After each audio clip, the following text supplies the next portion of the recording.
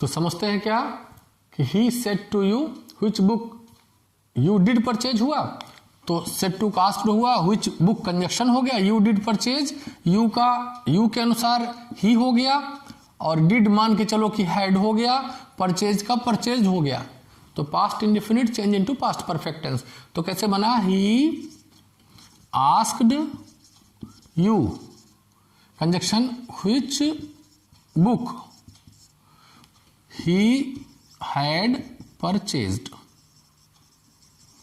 ठीक, अब थोड़ा सा सावधान होकर के इन दो सेंटेंस को थोड़ा सा देखना है।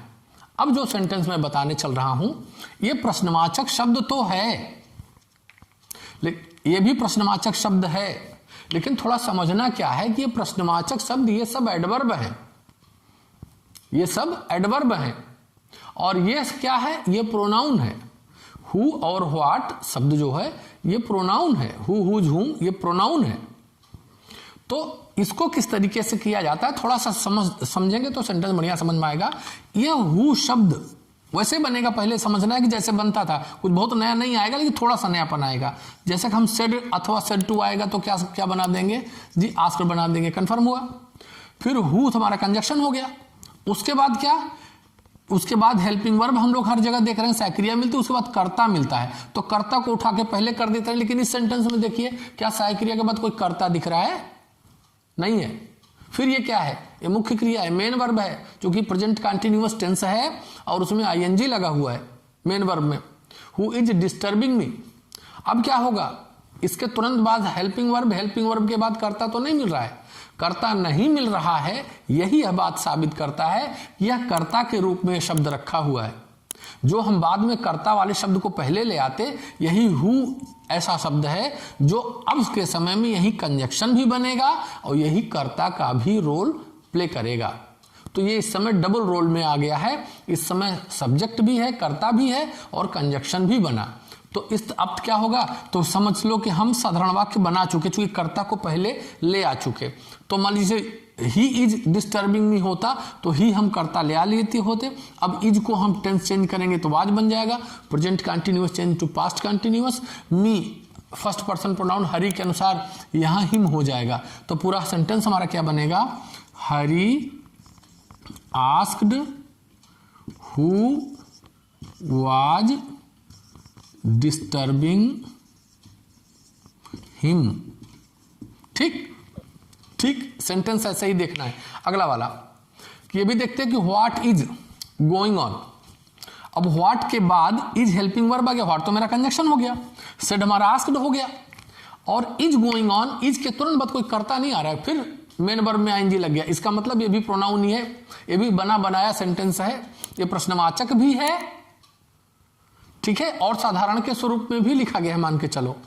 तो ये व्हाट शब्द जो है हमारा प्रोनाउन है, ठीक है, इंट्रोगेटिव प्रोनाउन इसे कहेंगे। तो व्हाट शब्द हमारा कंजक्शन भी होगा और हम जानेंगे कि कर्ता के रोल पर भी ये बैठा हुआ है। तो व्हाट कंजक्शन भी हो गया और कर्ता के रोल पर भी हो गया। अब हम सीधे टेंस को चेंज कर दें, इज का क्या बन गया, वाज। तो सेंटेंस क्या बन गया, थोड़ा सा सघन तौर से लिखना पड़ रहा है, तो हम लिखते हैं फिर से आपके समझने के लिए कि गोविंद आस्क्ड, यहां कंजक्शन क्या लग गया, व्हाट इज गोइंग ऑन, ऐसे इज की जगह पर was, what was going on, full stop. अगला सेंटेंस देखे ठीक उसी तरीके से कि Kamal said who has stolen my pen. अब देख रहे हु तो कंजक्शन बन गया, सेड को तो आस्क्ड हो गया, अब हैज के तुरंत बाद कर्ता आना चाहिए, नहीं आ रहा है, सब्जेक्ट आना चाहिए, नहीं आ रहा है, इसके तुरंत बाद मेन वर्ब आ रहा है, थर्ड फॉर्म, जो कि प्रेजेंट परफेक्ट टेंस में है। तो हमें भी क्या करना है कि हु हमारा, जैसे मैंने इधर वाला बताया कि हु हमारा कंजक्शन भी हो गया, हु प्रश्नवाचक शब्द भी हो गया, और हु हम कर्ता के रोल पर भी प्ले कर रखेंगे यहाँ पे। तो यहाँ सेड का आस्क्ड, हु का हु गया, हैज स्टोलन के हैज की जगह क्या कर देंगे, हैड स्टोलन माई पेन, कमल के अनुसार हिज पेन हो जाएगा। तो पूरा सेंटेंस क्या बनेगा, Kamal asked who had stolen his pen. ठीक, अब इसी हु और व्हाट को थोड़ा सा मॉडिफाई करके मैं बता रहा हूं। यहां पर तो आपने देखा हु के बाद तुरंत हेल्पिंग वर्ब के बाद मेन वर्ब, व्हाट के तुरंत बाद helping verb main verb, who के बाद हेल्पिंग वर्ब मेन वर्ब। अब जी देखियो यहाँ पर व्हाट और हु दो भी लिखा भी है, क्या इसके हेल्पिंग वर्ब के बाद मेन वर्ब है? क्या इस हेल्पिंग वर्ब के बाद मेन वर्ब है? नहीं है। अगर नहीं है अब ये वो काम नहीं करेगा, अब ये कंजक्शन बनेगा, अब ये सेड को आस्क्ड बनेगा, सेड को आस्क्ड बनेगा, ये हु कंजक्शन हो गया, व्हाट कंजक्शन हो गया। और अब आगे देखते हैं, इज है, इज के बाद मेन वर्ब नहीं, जैसा इसमें तुरंत मेन वर्ब आता था। विल के बाद हेल्पिंग वर्ब है, इसके बाद मेन वर्ब नहीं, इसके बाद कर्ता दिख रहा है। अगर कोई कर्ता दिख रहा है तो कर्ता को उठा के हम पहले कर ले, मान के चलो। तो विल यू प्ले है तो यू को उठा के पहले कर देंगे, ही को उठा के पहले कर देंगे। अब तब ये सेंटेंस कैसे बनेगा? अब ही को उठा के पहले कर दो तो क्या बन जाएगा? He is. अब कोई सोचेगा कि सर ही इज बस इतना ही सेंटेंस होगा, इसके आगे तो और कोई बड़ा हेल्पिंग वर्ब के बाद कोई मेन वर्ब और भी कोई चीजें नहीं, तो नहीं है तो हम क्या करें उसके लिए? सेंटेंस इतने से पूरा अर्थ दे रहा है तो पूरा है, कोई शब्द नहीं आ रहा तो ना आए। तो अब समझिए, तो आई सेड का क्या बन गया? आई आस्क्ड, ठीक है। हु कंजक्शन बन गया, I asked who, he is की जगह क्या बन जाएगा? He was. तो सेंटेंस क्या बना हमारा? I asked who he was, ये हमारा इनडायरेक्ट बन गया। और अगला सेंटेंस देखते हैं, I said what will you play, तो सेड का क्या बन गया? आई आस्क्ड हो गया, व्हाट की जगह कंजक्शन लग गया व्हाट, विल यू प्ले का साधारण हो जाएगा you will play, you will play का क्या बन जाएगा? यू का मान लो ही चेंज हो जाएगा, ही विल का वुड चेंज हो जाएगा, ही वुड प्ले। तो सेंटेंस क्या बना? I asked what he would play. Clear हुआ? आप चाहे तो इसको नोट कर सकते हैं। अब चलिए कुछ हेल्पिंग वर्ब से स्टार्ट होने वाले सेंटेंस हम आपको बताते हैं, जो सेंटेंस हेल्पिंग वर्ब से शुरू होते हैं। तो यद्यपि आप जान चुके होंगे मुझे लगता है, लेकिन फिर भी कुछ एक्सरसाइज के लिए और भी सेंटेंस। अब देखिए फिर ये सेंटेंस शुरू है विल से, ये सेंटेंस शुरू है can say, will say, have से, डू से, डिड से, ठीक है। इस टाइप से सेंटेंस बन रहे हैं। तो हम लोग देख रहे हैं कि सेंटेंस की शुरुआत सहायक्रिया से हो रही है, हेल्पिंग वर्ब से हो रही है, इसलिए हम यहां पर कंजक्शन हमेशा क्या लगाएंगे? इफ या विदर कंजक्शन लगाएंगे। तो अब वैसे बनाते हैं, सेड अथवा सेड टू को आस्क्ड बना देंगे, यहां बीच का कंजक्शन इफ या विदर बना देंगे, विल यू का यू विल हो जाएगा, यू चेंज हो जाएगा, हरि के अनुसार ही वुड बन जाएगा। तो सेंटेंस टेंस प्रोनाउन चेंज होगा, कैसे बनेगा कि Mohan asked Hari. If will you का यू विल का यू चेंज हो गया, हरि के अनुसार, विल का ही वुड, टीच का टीच, मी फर्स्ट पर्सन प्रोनाउन मोहन के अनुसार, यहां पर हिम हो जाएगा, हिम हिंदी, ऐसे नोट करके फुल स्टॉप, ठीक। अब दूसरा सेंटेंस बनाते हैं। सेंटेंस कैन से शुरू हुआ तो सेड टू का आस्क्ड हो गया, यहाँ इफ कंजक्शन हो गया, कैन यू का यू कैन हो जाएगा, यू मी के अनुसार आई, कैन का कुड हो, आई कुड। मेन चेंज यही दो शब्दों का हो जाता है, I could tell where, you का चेंज हो जाएगा, फिर मी के अनुसार आई, आर का वाज वर्ब में चेंज हो जाएगा, टेंस सेम ऐसे बदलते चले जाएंगे। जैसा कि आप देख सकते हैं कैन यू, कैन लगा हुआ है, इसमें आगे चल के यू आर लगा, साधारण वाक्य की तरीके से यू आर गोइंग लगा हुआ है, हम उसका भी टेंस प्रोनाउन, जब हमको टेंस प्रोनाउन चेंज ही करना है तो चाहे एक सेंटेंस का आवे चाहे दो सेंटेंस का है, हम इसे इसे बनाएंगे। तो कैसे बनेगा?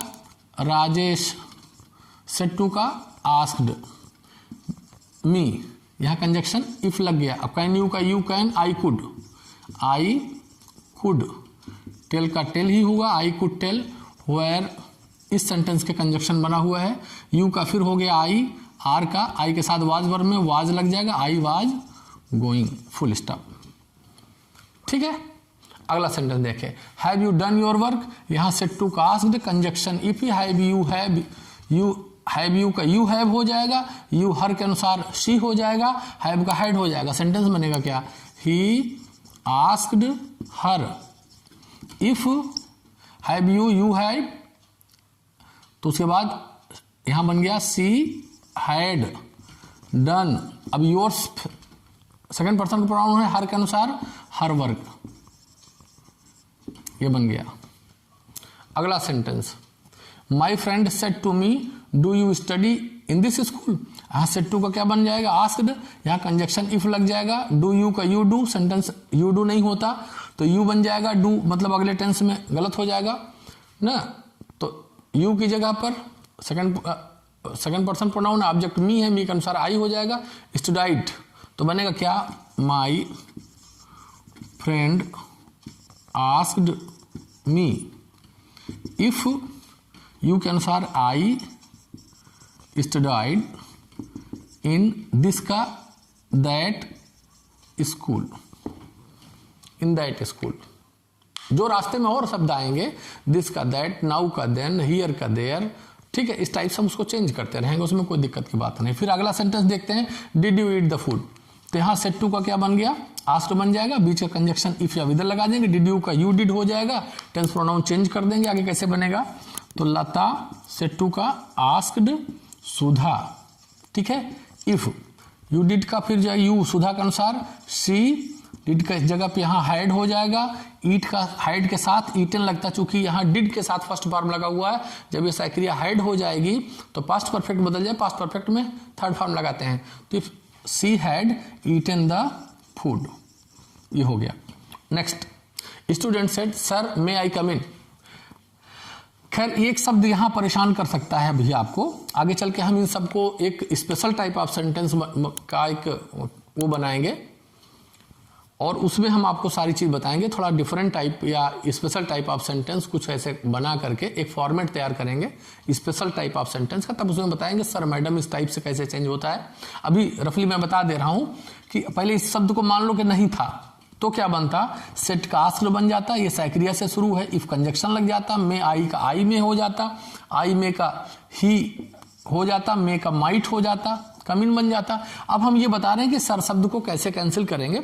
सर शब्द को रिस्पेक्टफुली, सर या मैडम शब्द कभी आ जाए, हम लोग बोलते समय सर करके बात करते हैं, मैडम करके बात करते हैं, मैम करके बात करते हैं, तो सर या मैम शब्द करके कोई बात आती है उसका इनडायरेक्ट बनाते समय हम लिखेंगे कि स्टूडेंट आस्क्ड, ये तो क्वेश्चन बनेगा ही आस्क्ड, केवल इसमें एक शब्द जोड़ देंगे रिस्पेक्टफुल्ली, क्योंकि ये कहते हुए आदमी सिर्फ रिस्पेक्ट पे करता है, बड़े आदर से कहता है कि सर क्या मैं अंदर आ सकता हूं, तो बड़े आदर से पूछा उसने कि क्या मैं अंदर आ सकता हूं, ठीक है, तो ही रिस्पेक्टफुल्ली शब्द बढ़ गया, सर शब्द यहां से गायब हो गया। फिर वैसे बनाई जैसे आप बनाते थे, इफ कंजक्शन लग जाएगा, आई में का आई का चेंज हो गया ही, में का माइट ना, कमिन हो जाएगा। अच्छा एक चीज और समझना है, कभी कभी ये समझ में आता है कि यहाँ यू रहता है, यहाँ पर ऑब्जेक्ट नहीं रहता है, यहाँ पर यू लगा होता है, फिर भी आप कोई न कोई थर्ड पर्सन मान करके ही या सी में चेंज कर देना। यहां अगर यू लगा होता, यहां पर ऑब्जेक्ट ना होता, फिर भी आप यू को चेंज कर दो ही या सी में। हालांकि यू का यू भी लिख दोगे तो गलत नहीं होगा, लेकिन वैसे कोशिश करो कि चेंज कर दो, इसलिए कि जो भी बातें होंगी या तो कोई सामने वाला जो ऑब्जेक्ट होगा या तो ही होगा या तो सी होगा। क्योंकि दीवार से बात नहीं कर दोगे तुम बहुत बेकार है, तुम कल कहां चले गए थे, दीवार से बात करो लोग समझ जाएंगे कि ये कुछ अपसेट हो चुका है, अब तक कल तक तो बड़ा ठीक ठाक था, आज इसको क्या हो गया, देखो दीवार से बात कर रहा है। तो कोई दीवार से बात नहीं करेगा, जो कोई आदमी होगा इसमें ऑब्जेक्ट, स्टूडेंट बात करेगा तो टीचर से करेगा या किसी और अपने फ्रेंड से करेगा, तो कुछ ऐसे शब्द या ही या सी मान करके हम यहाँ यू शब्द को बदल देना चाहिए हम लोगों को, इस बात का भी आगे हमें ध्यान देना होगा, ठीक है। अब कुल मिलाकर ये समझिए आपकी प्रैक्टिस पर डिपेंड करता है कि आप इंट्रोगेटिव सेंटेंस की कितनी ज्यादा प्रैक्टिस करते हैं, और प्रैक्टिस करके अपने टीचर से चेक करवाइए, ठीक है।